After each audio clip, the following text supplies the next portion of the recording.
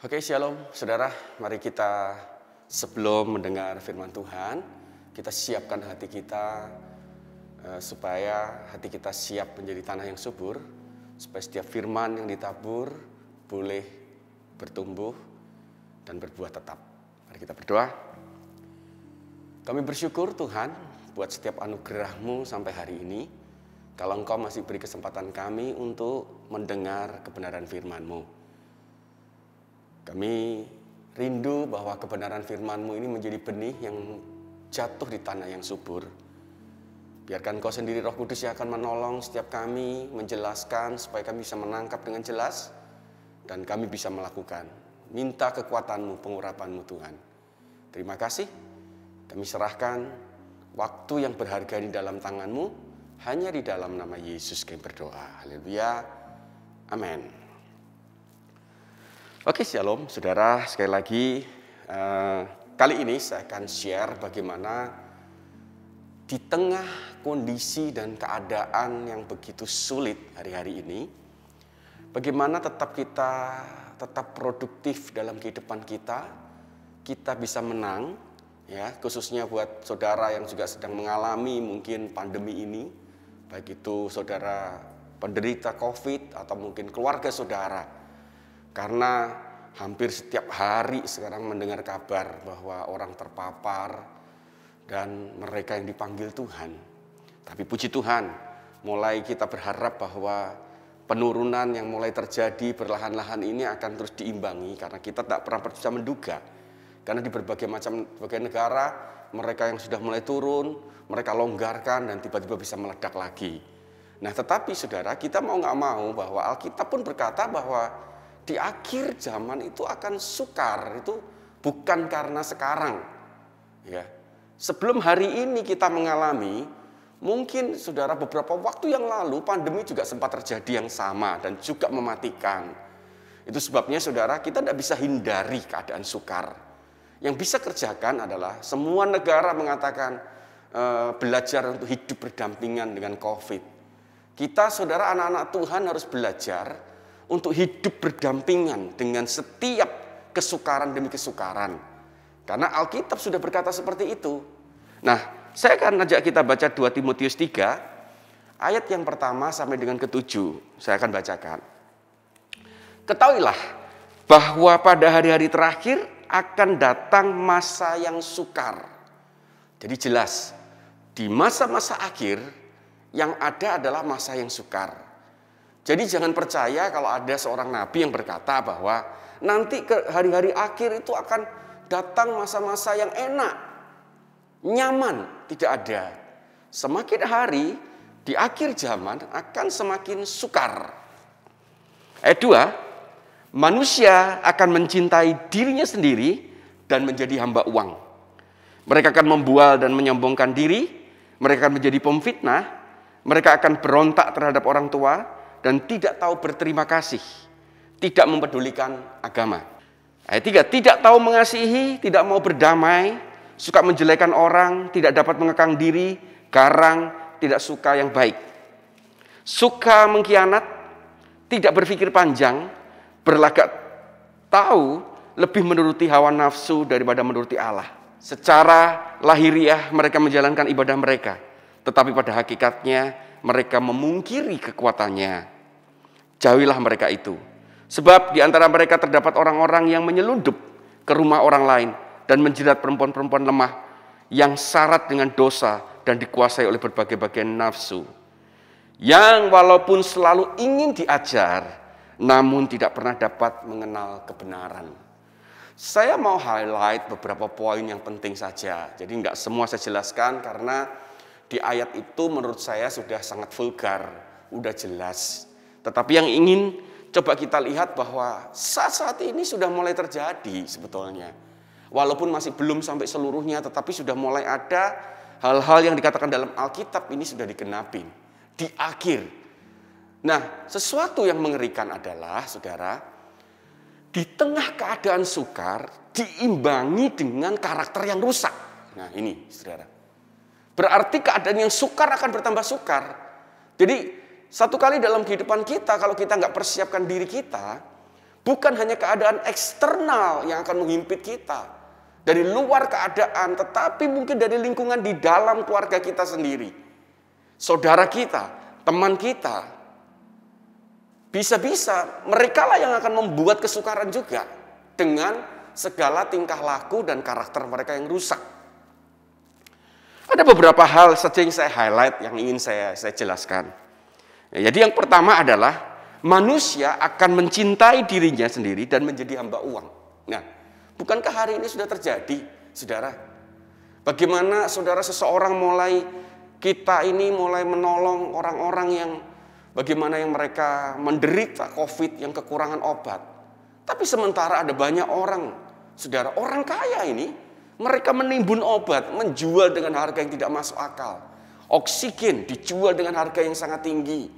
Bayangkan, saudara, mereka gak peduli orang lain. Mereka hanya mencintai dirinya sendiri. Mereka menjadi hamba uang. Alkitab berkata, kita ini suruh milih antara mamon atau Tuhan. Berarti kalau saudara, poinnya adalah gini. Kalau engkau mencintai uang, bukankah cinta akan uang itu akar dari segala kejahatan? Makanya saudara, ketika di akhir zaman ini orang digiring untuk mencintai dirinya sendiri. Dan yang kedua, gak cukup menjadi hamba uang.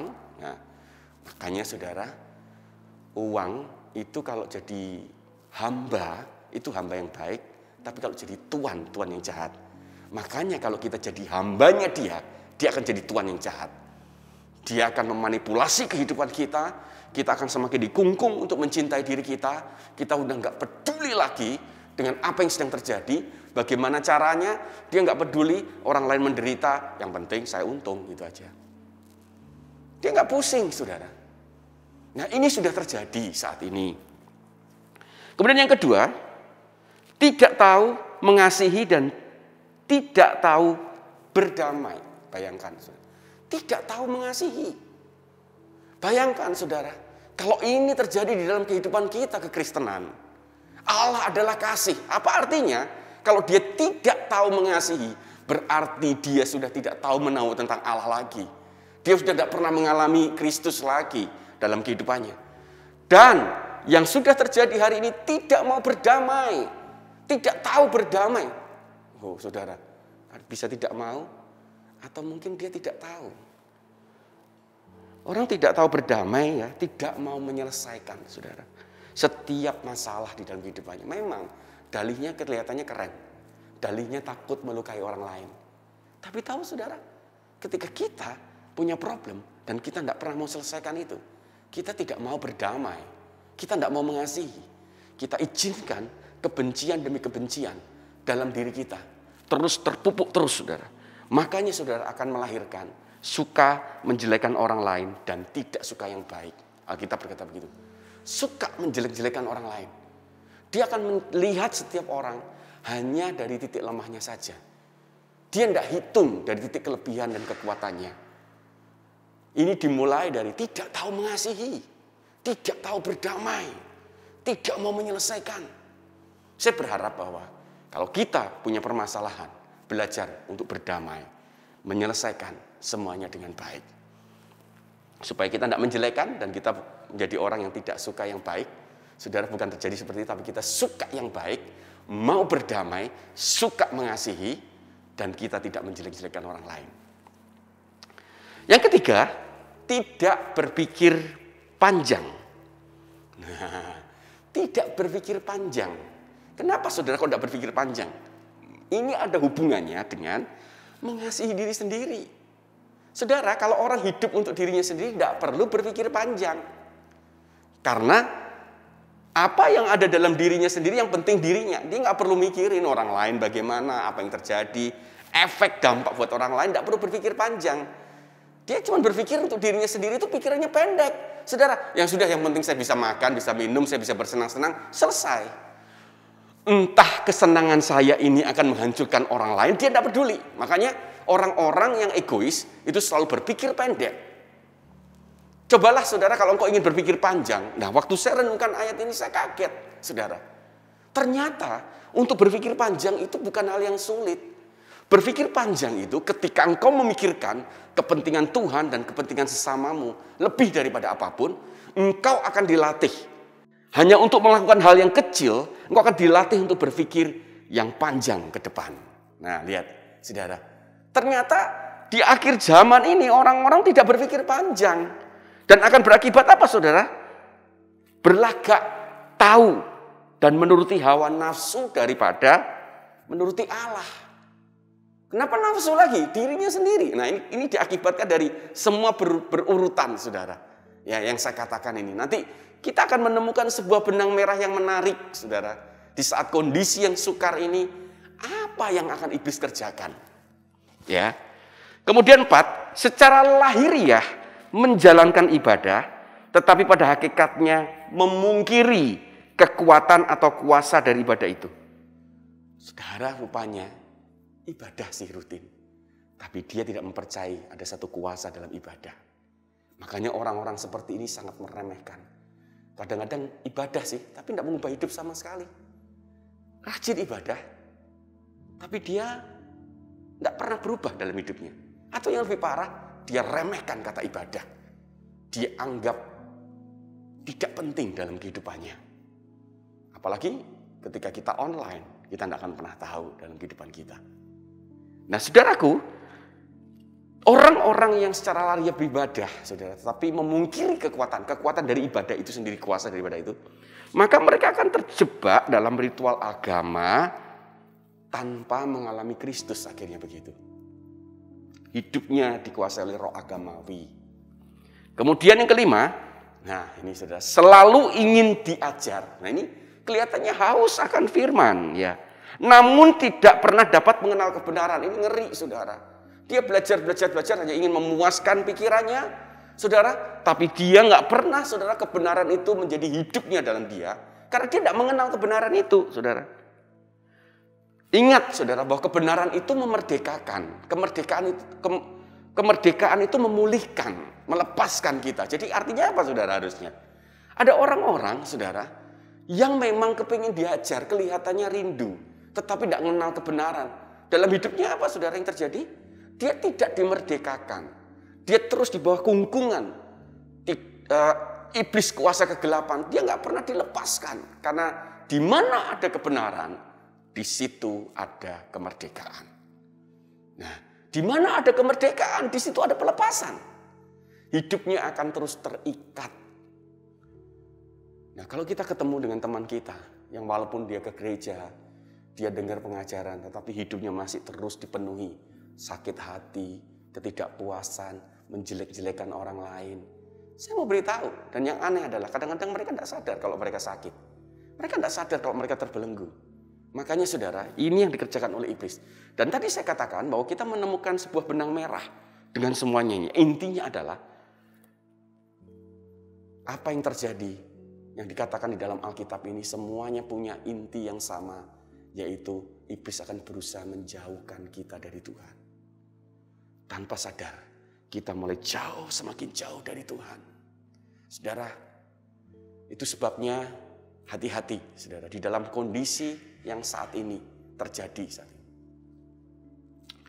Saya sempat positif COVID. Ya, kalau kita dilihat karena saya sudah vaksin 2 kali, ya itu menolong untuk saya punya gejala yang ringan. Jadi saudara yang belum vaksin, saya himbau untuk saudara ambil vaksin. Ya, tapi kemudian yang paling penting sebetulnya yang ingin saya sharingkan, bahwa di tengah kondisi ketika saya dinyatakan positif lewat PCR, saudara, kondisi saya baik pada saat itu, kondisi saya fit. Cuman gejala yang berlalu-lalu hilang adalah penciuman saya. Tapi saudara tahu apa yang terjadi satu hari pertama, hari kedua? Ternyata COVID ini menyerang bukan hanya sekedar tubuh kita, tetapi yang paling utama adalah fisik, bukan hanya fisik, tetapi pikiran dan mental kita.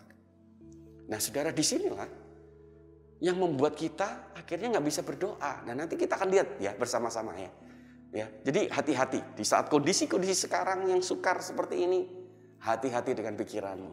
Iblis akan terus berusaha untuk memisahkan kita dari Tuhan. Nah, coba kita lihat apa yang harus kita lakukan ya. Bagaimana saudara hidup kita tetap produktif di tengah kondisi-kondisi yang seperti ini. Oke, yang pertama saudara, bersama dengan Yesus saudara kita akan coba, bersama dengan Tuhan, bersama dengan Yesus saudara, kita akan mencoba membalikkan keadaan yang iblis buat tidak baik, itu menjadi baik. Nah, kenapa saya katakan seperti ini? Nah, makanya kita tuh butuh Tuhan. Ini tidak bisa kita lakukan sendiri, saudara. Di tengah kondisi permasalahan yang begitu berat mungkin engkau. Di tengah keadaan ekonomi yang tidak pasti. Kita seringkali terjebak di area itu. Dan kita menjadi frustasi, kita menjadi down.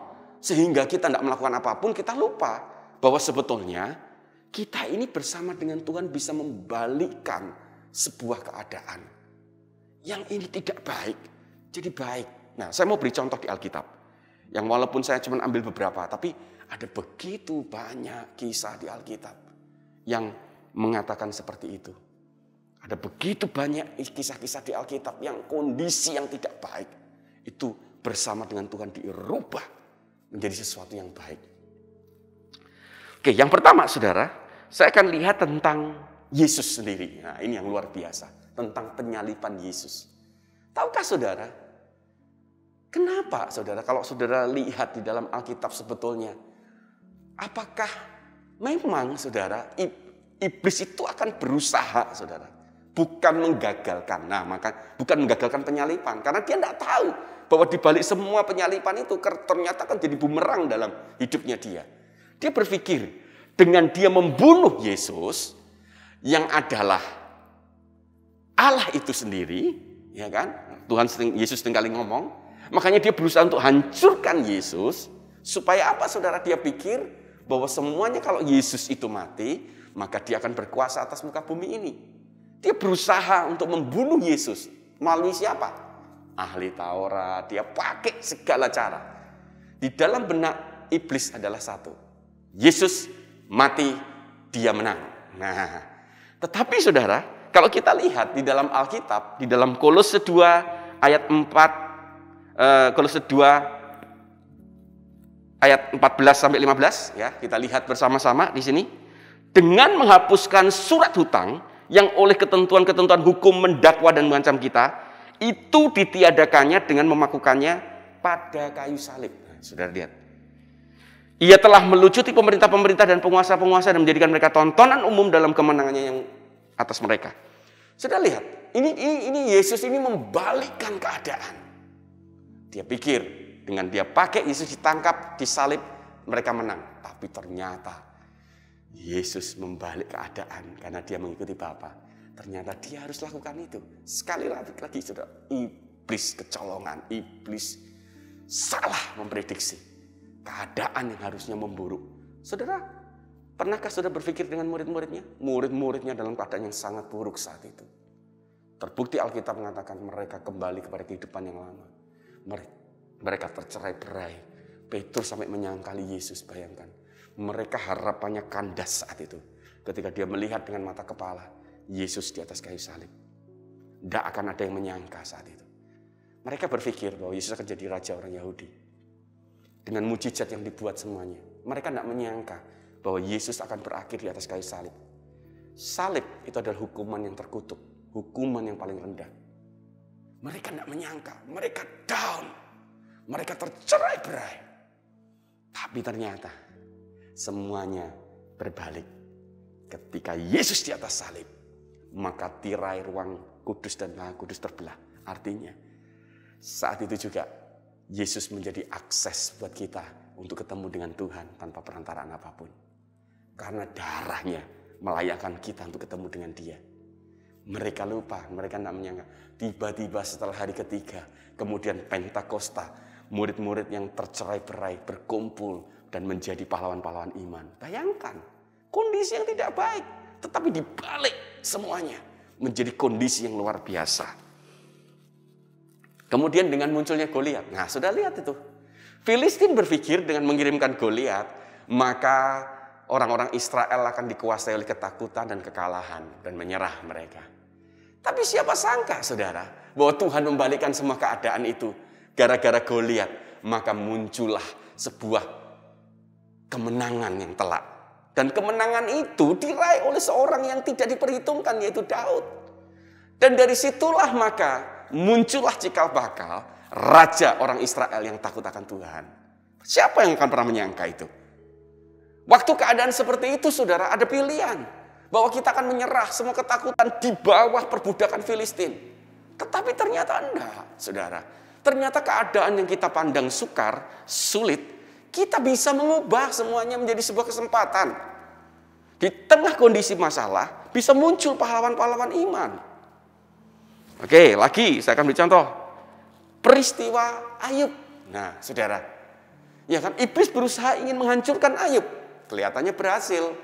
Lihat, istrinya meninggalkan dia, anak-anaknya mati semua, dia kena penyakit. Nah, saudara, apa yang terjadi dengan Ayub? Nah, tetapi saudara, lihat ending akhirnya. Kalau Ayub menyerah, maka dia terpuruk dalam kondisi keadaannya itu. Tapi Ayub tidak menyerah. Dan inilah yang membuat mungkin memukul telak iblis adalah ternyata dengan iblis ingin merusak Ayub, endingnya adalah Ayub semakin mengenal Tuhan, bukan dari apa kata orang. Dan hidup Ayub dipulihkan. Bayangkan, bersama dengan Tuhan kita bisa membalikkan keadaan, teman-teman, saudara sekalian. Apa enggak kita mau cari Tuhan untuk membalikkan keadaan semua? Keadaan yang kelihatan sulit. Kenapa enggak kita ubah, kita balik? Satu lagi, Daud. Waktu dia dikejar-kejar Saul, dia sampai ke Gua Adulam. Wah, saudara lihat. Apa yang terjadi di Gua Adulam itu? Alkitab mencatat. Di Adulam itu, saudara, muncul orang-orang barisan sakit hati, orang-orang bermasalah. Semuanya berkumpul di sana semuanya. Apa yang dikerjakan Daud harusnya, saudara? Kalau kita lihat di Alkitab ya, pergaulan yang buruk merusak kebiasaan yang baik. Loh, mereka banyak yang buruk, kok harusnya Daud bertambah buruk? Tapi Daud dikatakan dia tetap menguatkan kepercayaannya dia kepada Tuhan. Yonatan datang kepada Daud dan dikatakan menguatkan kepercayaan dia kepada Tuhan. Wih, dia punya sahabat yang hebat. Sudah tahu apa yang terjadi? Daud di tengah kondisi keadaan orang-orang yang sangat buruk, orang sakit hati, orang bermasalah, bukan menjadi dia bermasalah, tetapi dia mengubah orang-orang bermasalah menjadi tentara yang hebat. Bahkan Triwira lahir dari orang bermasalah itu. Lihat, saudara, ini bukti-bukti. Saya bisa tunjukkan lebih banyak lagi. Cuman karena waktu kita tidak memungkinkan. Tetapi saya ingin tunjukkan, saudara, bahwa ini loh yang terjadi. Bersama dengan Tuhan, ayo kita balik. Kalau iblis hari-hari ini berusaha untuk menghancurkan hidup kita lewat apa yang sedang terjadi hari-hari ini, kesedihan, ketakutan, kecemasan, kekhawatiran, kemarahan, kebencian. Saya tahu apa yang saudara rasakan begitu engkau kehilangan orang yang kau kasih. Dalam waktu yang singkat, dalam waktu yang cepat. Kita tidak pernah tahu, saudara. Kita tidak pernah bisa memprediksi dan menduga semuanya itu. Ada muncul banyak hal di dalam kehidupan kita. Tapi ingat, saudara. Kita percaya ya, kalau COVID ini bukan dari Tuhan. Tapi COVID ini terjadi atas izin Tuhan, gitu kan. Jadi saudara, kita harus melibatkan Tuhan dalam kehidupan kita kalau ingin mengubah setiap keadaan. Ya. Apapun yang terjadi dalam kehidupanmu hari-hari ini, seperti tadi yang saya ceritakan. Begitu keadaan dan kondisi menguasai kita dan kita menjadi down, di saat itulah, saudara, maka iblis akan berkuasa dalam hidup kita. Tapi ketika kita hidup dalam sebuah pengharapan bersama dengan Tuhan, maka kita akan bangkit dan akan membalikkan semua keadaan yang ada. Jadi hidup ini dalam pilihan kita bersama dengan Tuhan. Saudara mau libatkan Tuhan atau tidak? Engkau akan berjuang sendiri, engkau akan hancur hari-hari ini. Kita tidak akan pernah tahu. Ya. Dan kemudian yang kedua dan yang terakhir, kita akan lihat. Jadi apa yang harus kita kerjakan? Baliklah keadaan ini. Keadaan yang tidak baik bersama dengan Yesus jadi baik, saudara. Pakailah kesempatan ini untuk menjadi kesempatan engkau untuk melompat lebih tinggi, mengenal Tuhan lebih dalam lagi. Nah, yang kedua adalah, ini saya katakan, tetaplah tenang, saudara. Nah, untuk tenang ini rupanya tidak gampang. Seperti tadi saya ceritakan, saudara. Hari pertama, kedua, begitu saya terpapar, kondisi fisik saya baik-baik, saudara. Tetapi Makanya saudara, kalau ada orang berkata misalkan, oh tenang, mereka kondisinya bagus, fisiknya bagus. Saudara, ada beberapa orang teman mengatakan kepada saya, oh enggak apa-apa lah pasti. Kalau kau Budi, enggak apa-apa. Oh kalau Budi itu enggak apa-apa itu pasti. Karena oke, suka olahraga secara fisik mungkin. Ya buktinya lihat tuh, pasti aman Maman. Saudara, nggak bisa, saudara. Saya ketemu beberapa orang-orang yang sehat, saudara, tiba-tiba dipanggil Tuhan. Nggak ngerti. Oke, saudara, saya berani klaim katakan apa yang kita kerjakan sebagai manusia adalah jaga kesehatanmu, tetap vaksin, yes. Tapi saya mau beritahu, saudara, hari pertama, kedua, ternyata fisik saya oke, tetapi iblis menyerang pikiran saya begitu hebat, mental saya. Hari pertama, hari kedua, saya hampir nggak bisa tidur. Tidur sebentar, saya terbangun. Pikiran saya nggak bisa kendalikan sama sekali, saudara. Saya terus mengembara, saudara. Saya berpikir, saudara, bagaimana mungkin anak saya, istri saya kalau dia terpapar. Bagaimana orang-orang yang saya tularin, misalkan begitu. Apa yang akan terjadi, lalu mereka akan menularin. Bagaimana dengan gereja, bagaimana. Ini tiba-tiba di tengah malam, saya tiba-tiba bisa terbangun dan selama 2 hari, saya dikuasai oleh kecemasan. Bagaimana saya tahu ini kecemasan? Ya waktu itu saya telepon Tina, sebagai dia dokter, saya tanya, kok saya rasa tubuh saya aneh ya? Waktu saya tes oximeter, saturasi saya bagus terus saudara, 98, 99 terus. Tapi yang menarik saya lihat heart rate saya nggak ngapa-ngapain di atas 100 heart rate saya. Saya bertanya ada apa ini? Saya telepon dia, apakah ada masalah dengan obat? Pertanyaan saya pikir. Tapi luar biasa saudara, dia ngomong gini saudara sebagai dokter. Bukan kok itu karena cemas. Gitu. Hah? Ternyata saya dikuasai kecemasan saudara. Hidup saya dikuasai oleh pikiran saya yang tidak bisa saya kendalikan. Orang berkata begini semuanya. Di saat kamu seperti ini adalah kesempatan. Saya tahu itu benar. Kesempatan untuk engkau datang kepada Tuhan. Mendekat kepada Tuhan. Saya tahu itu benar. Tapi saya beritahu tidak sesimpel itu. Saya ambil gitar, saya nyembah. Saya nggak bisa berdoa. Saya cari Tuhan, saya nggak ketemu Tuhan. Bayangkan itu. Tapi disitulah Tuhan membawa saya, saudara. Untuk saya telepon kakak saya perempuan, cici saya ke perempuan. Saya telepon dia, dan saya didoakan. Waduh, Tuhan ajarkan saya untuk saya merendahkan diri dan saya cerita. Pikiran saya tidak bisa mengontrol pikiran saya. Saya dikuasai kecemasan, kekhawatiran, ketakutan. Padahal saya sering khotbahkan itu. Saya didoakan dia, saya didoakan timnya. Saya dengan kerendahan hati, saya mau duduk Tuhan. Dan sudah tahu apa yang terjadi waktu saya didoakan? Ya, di saat itulah Tuhan melawat saya. Di saat itulah tiba-tiba saya dilawat Tuhan, saya bisa menangis seperti anak kecil. Saya nangis sampai doa selesai, Tuhan lawat saya. Tuhan mau bukan hanya ketika saya berdoa, datang, dan saya bertanya untuk melakukan sesuatu. Tapi kadang-kadang Tuhan datang, kepingin saya datang saudara, hanya untuk diam aja, nggak ngapa-ngapain. Tuhan mau memberikan kasih-Nya. Saya masih ingat itu saudara. Dan ternyata yang dilawat Tuhan bukan hanya saya, kakak perempuan saya dilawat Tuhan juga. Dan di situ begitu selesai didoakan, heart rate saya normal, saudara bayangkan. Dan itulah yang membuat saya berpikir bahwa ya kita harus adakan doa setiap jam 8 malam. Kita harus adakan doa untuk semua orang-orang yang COVID untuk berkumpul, bisa saling share. Dan setelah saat itu hal yang paling saya rindukan.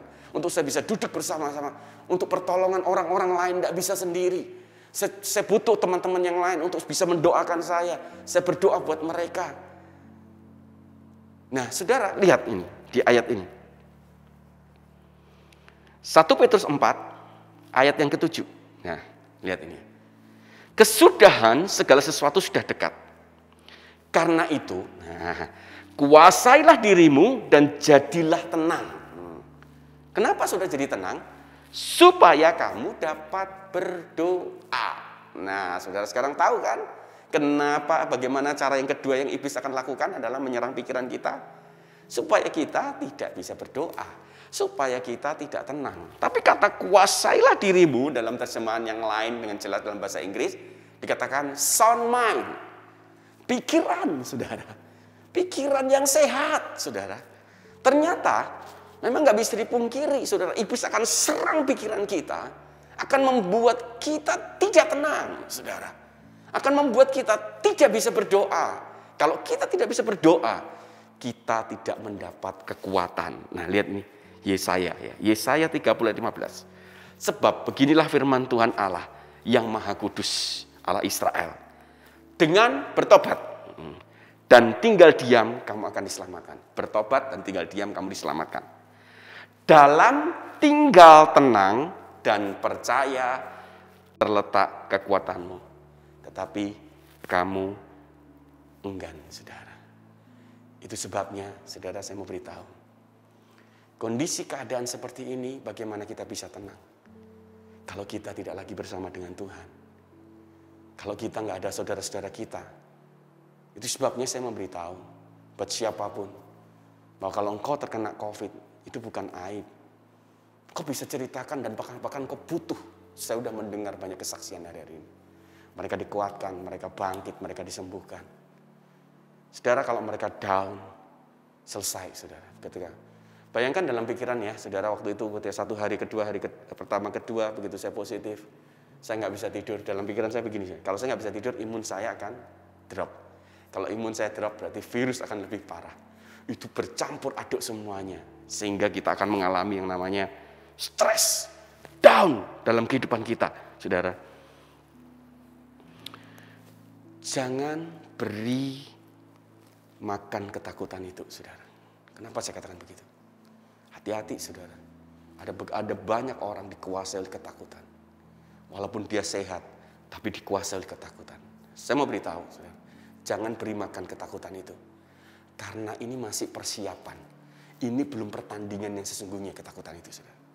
Kalau engkau sudah kalah di persiapan, maka engkau akan tumbang di pertandingan satu hari kelak.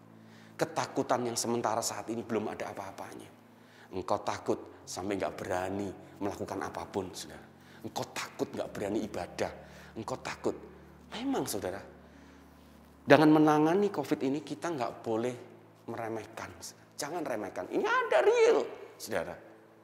Tapi juga kita jangan takut. Karena ketakutan inilah yang dibuat oleh iblis untuk membuat kita jauh dari Tuhan. Jauh dari persekutuan, saudara. Ya. Tetap, saudara, walaupun kita sekarang ini online, kita ikuti protokol kesehatan, saudara. Tapi nggak boleh kita dikuasai ketakutan. Jangan beri makan ketakutan itu, saudara. Ingat bahwa seorang atlet, saudara, saya dulu seorang atlet, masa persiapan itu jauh lebih panjang memang dan pertandingan sendiri. Tapi penentuan kemenangan itu adalah sebetulnya di persiapan, tetapi tetap pengakuan kemenangan itu ada di pertandingan. Jadi saudara, kalau engkau tidak ada persiapan, engkau pasti gagal di pertandingan. Nah, ini adalah masa persiapan kita. Kalau kita menang dari ketakutan, ingat, saudara, jangan lengah. Akan ada ketakutan yang lebih besar ke depan yang akan kita hadapi. Jadi kalau ini latihan, saudara, persiapkan dirimu untuk menang dari ketakutan itu. Persiapkan dirimu, saudara, sampai akhirnya pertandingan terakhir. Ketika akhir zaman itu tiba, dan betul-betul ketakutan yang mencekam itu ada, kita tetap menang juga. Jangan beri makanan, saudara, ketakutan itu. Biarkan engkau belajar untuk tenang. Engkau butuh Tuhan. Nah, kalau engkau masih belum bisa cari Tuhan, engkau butuh teman, orang-orang sekeliling, komunitasmu. Untuk kita duduk bersama-sama, sharing bersama-sama, menguatkan, lalu sampai kita ketemu. Arahnya adalah satu, endingnya. Kita harus ketemu sama Tuhan. Karena Tuhanlah yang memberikan damai sejahtera. Ya, karena Tuhanlah yang akan kasih, itulah yang akan menyelenyapkan ketakutan. Allah itu adalah kasih, saudara. Dan iblis ini, saudara, akan menyerang terus, dia akan berhenti dalam kehidupan kita. Iblis akan buat kita supaya tidak tenang, supaya kita kehilangan kekuatan karena kita tidak bisa berdoa. Itu sebabnya dua hal yang tadi yang ingin saya sampaikan. Di saat kondisi seperti ini tetaplah produktif. Balik keadaanmu bersama dengan Tuhan dan tetap jadilah tenang. Bukan karena engkau menenangkan dirimu, tapi engkau betul-betul tenang karena engkau percaya bahwa Tuhan itu ada dan berkuasa dalam hidupmu. Mari kita lewati masa persiapan ini, saudara, dengan sebuah kemenangan, dan kita akan tunjukkan bahwa dalam pertandingan memang kita lebih daripada pemenang. Mari kita berdoa. Sekali lagi kami bersyukur buat setiap kebenaran yang Kau lepaskan. Jadikan hari-hari kami produktif dalam keadaan yang sukar dan sulit ini, Tuhan. Hikmat-Mu kami butuhkan. Tanpa Engkau kami tidak bisa membalikkan keadaan. Tanpa Engkau kami tidak akan mendapatkan kekuatan untuk semuanya ini. Untuk bisa menang, Tuhan. Itu sebabnya kami butuh Engkau Tuhan. Di saat kondisi seperti ini biarkan kami balikkan. Kalau iblis ingin kami jauh dari Tuhan, malah sebaliknya. Di saat kondisi ini kami semakin dekat dengan Engkau. Kami bersyukur dan kami mau serahkan semuanya Tuhan. Kebenaran yang dilepaskan ini di dalam tangan-Mu, Kau sendiri yang akan mengerjakan. Hamba-Mu selesai, Engkau tidak pernah selesai. Kami berdoa hanya di dalam nama Yesus. Haleluya. Amin. Tuhan Yesus memberkati.